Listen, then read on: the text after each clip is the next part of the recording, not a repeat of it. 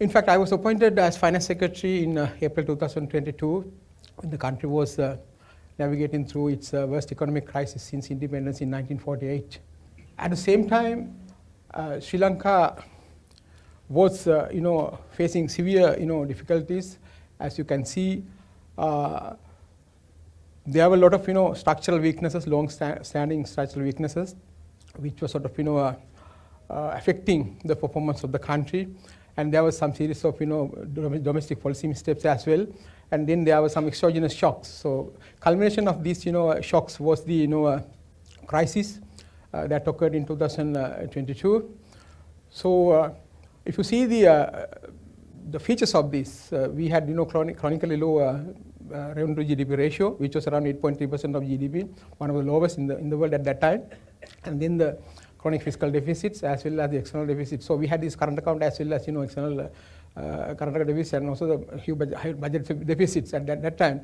So all these external imbalances and long-standing sovereign bank SO in excess, which was also there, creating complex interlinkages, including cross-holding of debt between these connected entities.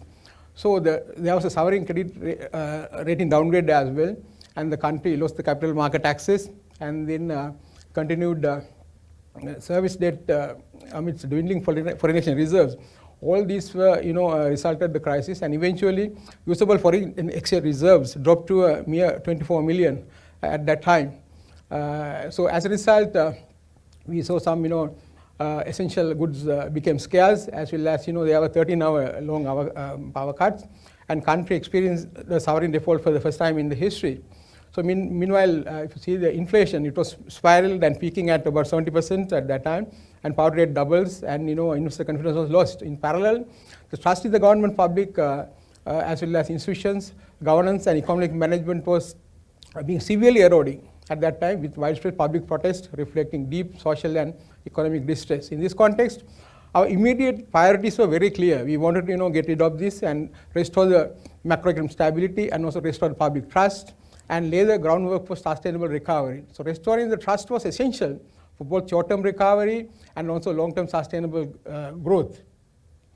The IMF's technical assistance and policy advice helped design and implement a comprehensive reform program addressing not just the fiscal issues, but monetary and financial as well as governance and institutional challenges as well.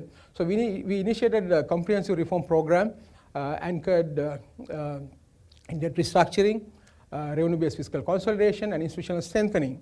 So we also prioritized building a resilient social protection system to shield vulnerable populations, because poor and the vulnerable were the most affected at that time. So beyond financial assistance, our strong collaboration in capacity development in public financial management, on revenue administration, governance, and institutional reform, social safety net expansion and targeting, fiscal transparency and digitalization has helped us to shape up our policy responses at that time. So these fundamental reforms were crucial to enable the addressing of root causes of this crisis, as opposed to simply remedying the symptoms of the crisis. We want to address permanently these causes. And IMF, through the extended fund facility, alongside our resolve to implement tough but necessary reforms, enabled us to make significant progress in the past year alone. If you see the developments, we were able to manage about 5% economic growth, as opposed to a contraction of about 10% in the previous 2 years.